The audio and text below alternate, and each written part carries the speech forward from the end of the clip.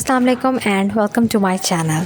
अगर आप लोगों को केमिस्ट्री में कोई भी मसला है या उसके टॉपिक्स के नोट्स बनाने में कोई भी इशू होता है तो no need to worry any more. Today my topic is atomic absorption spectroscopy. आज हम इसका बेसिक प्रिंसिपल और इंट्रोडक्शन डिस्कस करेंगे। एटॉमिक स्पेक्ट्रोस्कोपी का बेसिक प्रिंसिपल यहाँ पे बहुत ही ईजी वर्ड्स में और पॉइंट्स की फॉर्म में एक्सप्लेन किया गया है। आगे आप डायग्राम में भी देख सकते हैं, जैसा कि डायग्राम में बताया सेम इसका प्रिंसिपल वैसे एक्सप्लेन हुआ है। A liquid sample is aspirated into a flame whose temperature is 2000 to 3000 Kelvin। यहाँ पे aspirated का मीनिंग सकिंग है। आपका जो गिवन सैम्पल होता है वो फ्लेम में सक किया जाता है जिसका टेम्परेचर 2000 to 3000 Kelvin होता है। Liquid evaporates and the remaining solid is atomized। Liquid जो है वो एवापोरेट हो जाता है सैम्पल का और जो सॉलिड उसमें रह जाता है वो ऑटोमाइज हो जाता है, यानी एटम्स में ब्रेक हो जाता है फ्लेम के अंदर।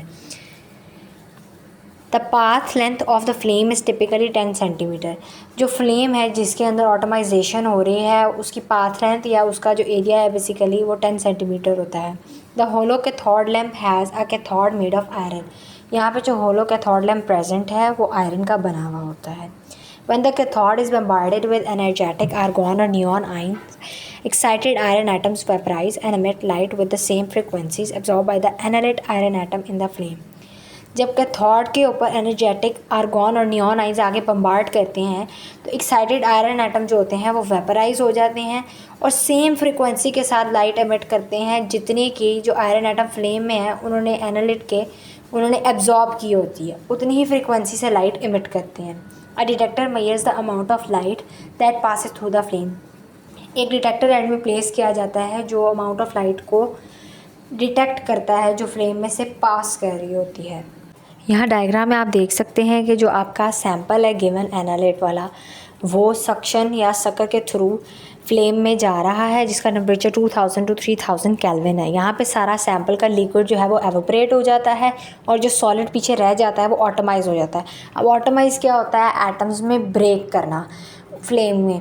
इसके बाद जो हमारा फ्लेम है उसकी पाथ लेंथ जो है वो 10 सेंटीमीटर है। एक हमारे पास पीछे हॉलो कैथोड लैम्प है जो आयरन का बना हुआ है।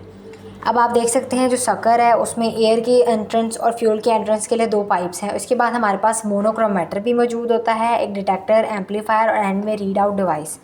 मोनोक्रोमेटर का काम वेवलेंथ को सेपरेट करना है। डिटेक्टर का काम यहाँ पर डिटेक्शन है कि कितनी अमाउंट पास हुई है लाइट की फ्लेम में से। एम्पलीफायर का काम उसको मैग्नीट्यूड को एम्पलीफाई करना है।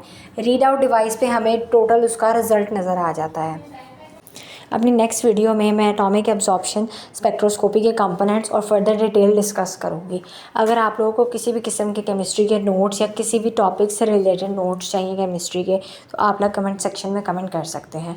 अगर आपको इसके भी डिटेल नोट्स चाहिए ताकि आपको बुक से प्रिपेयर ना करना पड़े या आपको उस टॉपिक को थॉरली देखना ना पड़े बुक से, तो आप लोग कमेंट सेक्शन में बता सकते हैं, मैं नोट शेयर कर दूँगी।